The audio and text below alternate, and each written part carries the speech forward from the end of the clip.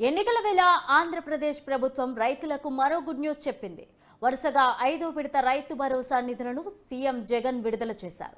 ఇప్పటి వరకు రైతు భరోసా కింద 34,288 కోట్ల రూపాయలను చెల్లించామని తెలిపారు జగన్. మొత్తం 53,58,000 మంది రైతులకు లబ్ధి పొందుతున్నారని పేర్కొన్నారు. గత టీడీపీ ప్రభుత్వం ఎగ్గొట్టిన బకాయిలను తామే చెల్లించామన్నారు. ఎన్నికల సమయంలో పెట్టుబడి సాయం కింద 12,500 రూపాయలు ఇస్తామని తెలిపారు. కానీ అధికారంలోకి వచ్చాక పెట్టుబడి సాయాన్ని పెంచి ఇస్తామన్నారు. భారతదేశంలో బీమా ప్రీమియం చెల్లిస్తున్న ఏకైక ప్రభుత్వం మనదేనన్నారు. ఆక్వా రైతులకు రూపాయిన్నరకే కరెంటు ఇస్తామని సీఎం జగన్ తెలిపారు.